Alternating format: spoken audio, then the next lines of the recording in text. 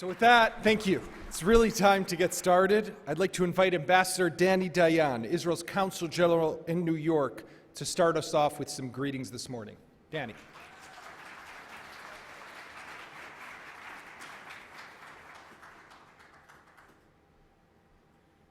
Good morning. Thank you so much, Yaakov. I speak between Yaakov Katz and Minister Israel Katz. Katz, as you know, is a Cohen. Apparently, they need a Dayan, a judge, to mediate between them. I landed in New York airport just 4 hours ago from a short visit to Israel. A visit to Israel is always too short. And I come here with a few observations from my visit there. The first one is that Israel is as beautiful as ever. From Golden Jerusalem to sunny Tel Aviv to the Golan Heights, under Israel's sovereignty recognized by the United States of America, to the Galilee, to Judea and Samaria and the coastal strip and the Negev, Israel blooms. And if you have not visited Israel for a couple of years, it's time you come again to our country to enjoy its beauty. The second observation is that Israel is as democratic as ever. We are so democratic that we have in 1 year more elections than the Palestinian Authority in more than a decade.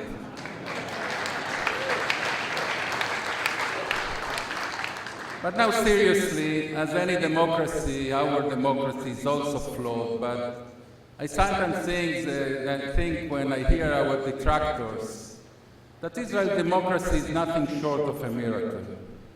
If you think about it, I'm not sure there is any other country in the world that was born into a war, was established by two groups of people that were devoid of any legacy of democracy. Jews from Eastern Europe, Jews from the Middle East, and nevertheless we built one of the most vibrant, stable, staunch, robust democracies in the world, and we are extremely proud of our democracy.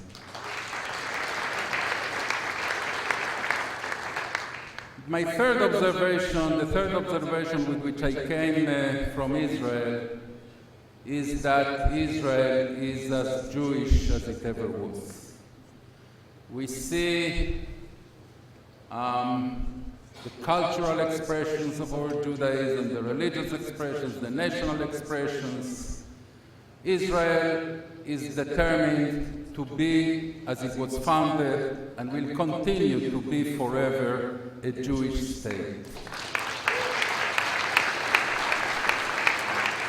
And I want to say very clearly, the fact that the notion of a nation-state has become, in some circles, not fashionable, considered not progressive enough, or any other things of that sort, will not make the Jewish people renounce the crystallization of our 2 millennia dream to establish and to maintain a Jewish state in our ancient homeland with Jerusalem as its undivided capital.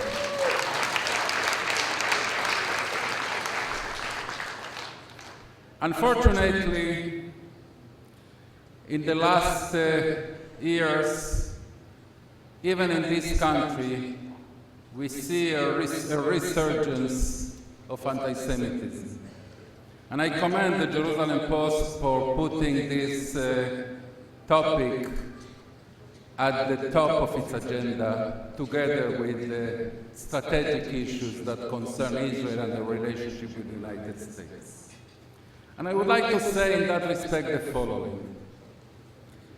When we say never again, we mean never again. And never again doesn't mean only that another Shoah, God forbid, another Holocaust, Chas v'Chalila, will not happen. we, the Jewish people, will not go back to the days that preceded the Shoah. Will not go back to the days of petty anti-Semitism, quote unquote. Will not go back to the days of discrimination of Jews, will not go back to the days of small pogroms in which only 11 Jews here were massacred, one Jewish lady there. We will, when we say never again, we mean that. And we mean, when we say never again, we mean that we will not accept anymore cartoons in leading newspapers that depict Jews in a demonizing way. We will not accept anymore commencement speeches in universities in this city in which the speaker denigrates the state of Israel. We will not accept anymore that Jews will not be able to go safely to Shabbat services in shuls all over this country and in Europe and in Latin America and other places in the world. When we say never again, we don't mean only a catastrophe, we mean that we are fed up with anti-Semitism in all its sorts and we are determined to put an end to it. That means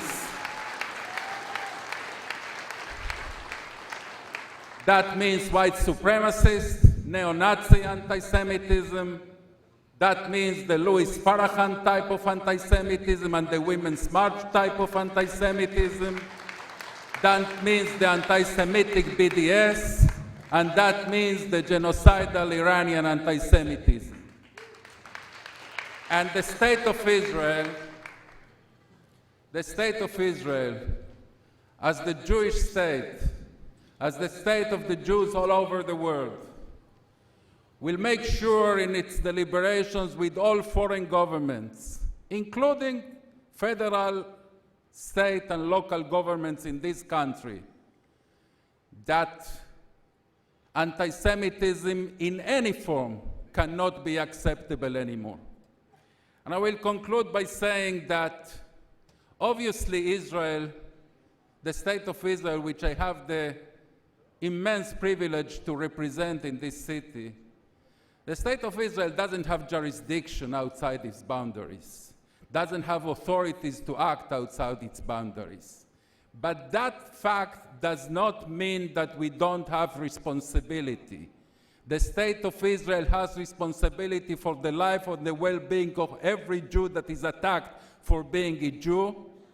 For the state of Israel, an anti-Semitic act, whether it's in Brooklyn or in Buenos Aires, is local news, is domestic news, and the state of Israel is determined to stand up to its commitment, to its responsibility, and to take this issue with the utmost severity until this scourge that is called the modern anti-Semitism in all its forms is eradicated finally from the face of earth.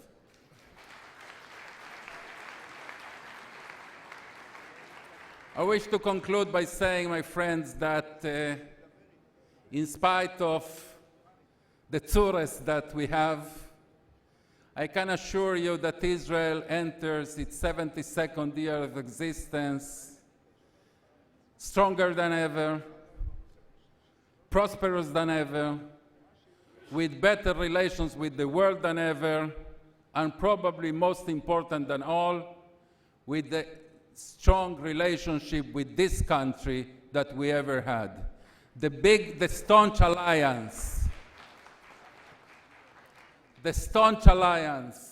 between the land of the free and the home of the brave, and Eretz Zion v'Yerushalayim, is today strong as it ever was, and we are going to see days of even greater friendship between our two countries. Thank you so much.